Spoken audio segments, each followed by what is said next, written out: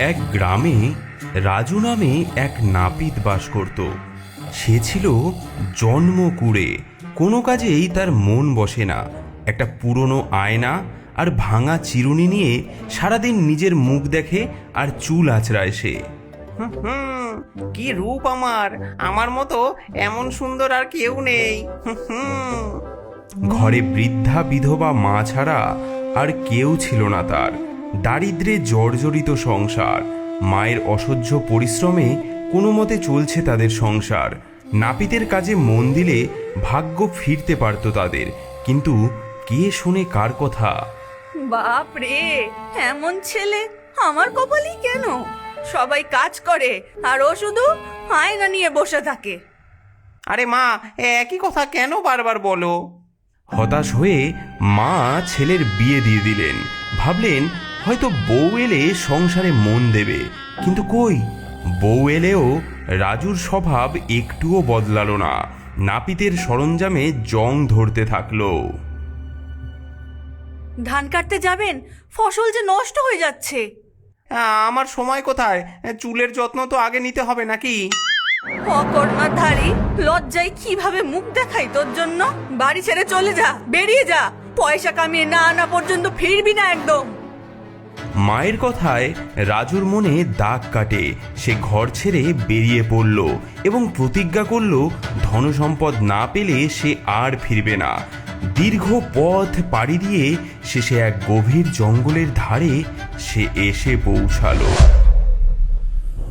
বাবা রে, এত দূর এসে পৌঁছালাম, এখন কোথায় যাই, কি করি? কিছুই তো শিখিনি আমি। হ্যাঁ, এই শব্দটা কিসের? দূর থেকে ভেসে আসছে দুম দুম শব্দ। কি যেন নাচছে।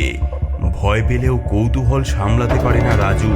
ঢুকে পড়ে বনের ভেতরে আর দেখে এক বিশাল আকার ভূত উন্মাদের মতো নাচছে।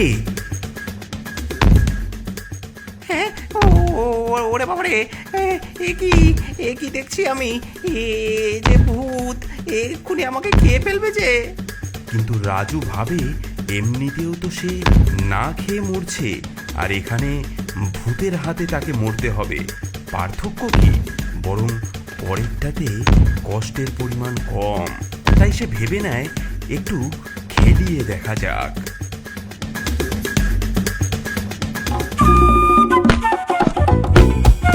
এই এই, কে তুই? আমার সঙ্গে নাচছিস কেন? হ্যাঁ, দেখছি আপনি এত আনন্দে নাচছেন, ভাবলাম আমিও একটু যোগ দিই। অবাক করলি তো তুই। মানুষ কি ভূতকে দেখে কখনো নাচে নাকি? তোর ভয় লাগছে না? আপনি তো আনন্দে নাচছেন, আপনার এই আনন্দটার কারণ কি আমিও একটু জানতে চাই। ও তাই বল। তোর এই প্রশ্ন শোনার জন্যই তো আমি নাচ থামিয়ে আজ কাজ শুরু করিনি।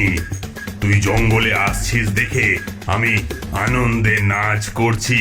তোকে আজ খাবো আমি, সেই আনন্দেই নাচ করছি। তুই বল এবার, তুই কেন নাচছিস, ছোট্ট মানুষ? আমি তো নাচছি আনন্দে। আমার বহু বছরের সাধনার ফল আজ মিলতে যাচ্ছে। হ্যাঁ, হেয়ালি ছাড়। সাধনার ফল সে আবার কি? আগে আমাদের রাজকুমার মারাত্মক অসুস্থ। রাজ্যের সব বৈদ্যরাজ একত্র হয়ে বলেছেন 101টা ভূতের কলজে একত্র করলে তবেই রাজকুমার সুস্থ হবে। তাই রাজা ঘোষণা দিয়েছেন যে 101টা ভূতের কলজে আনতে পারবে তাকে অর্ধেক রাজত্ব আর রাজকন্যার হাত দেবেন। তাই বুঝি? তারপর? আমি কত বন জঙ্গল পাহাড় পর্বত এমনকি পুরনো বাড়িঘর ঘুরে ঘুরে 100টা ভূত ধরেছি। সবাইকে একটা জাদুর বাক্সে বন্দি করে রেখেছি। এখন শুধু একটা ভূত বাকি। আপনাকে পেয়ে আমার 101টা ভূতের শিকার পূর্ণ হলো। তাই তো আমি আনন্দে ধেই ধেই করে নাচছি। এই যে এই দেখুন, এই জাদুর বাক্সে আপনি কেমন বন্দি হয়ে আছেন। ভূত আয়নায় নিজের মুখ দেখে ভয়ে বিবর্ণ হয়ে যায়।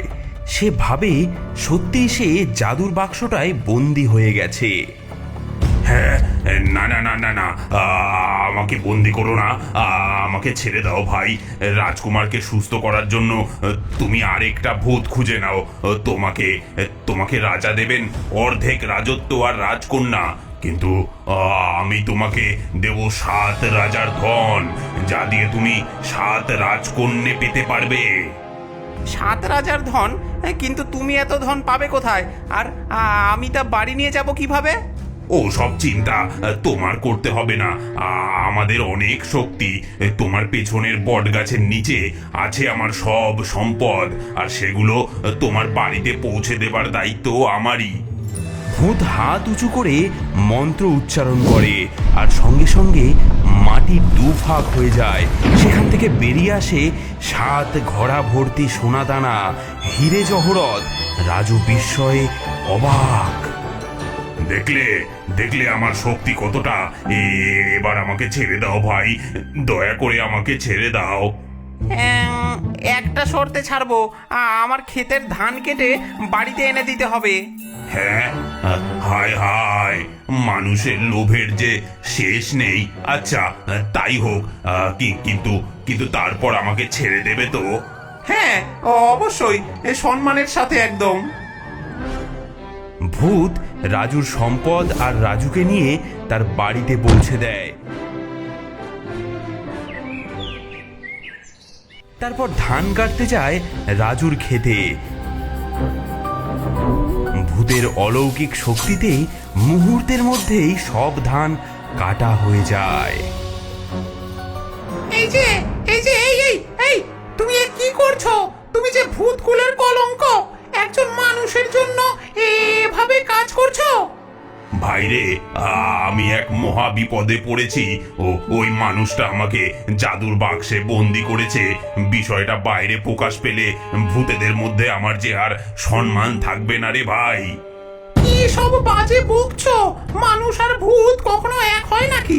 মানুষ ভূতকে কাজে লাগাচ্ছে, এ কথা কি কেউ কখনো শুনেছে?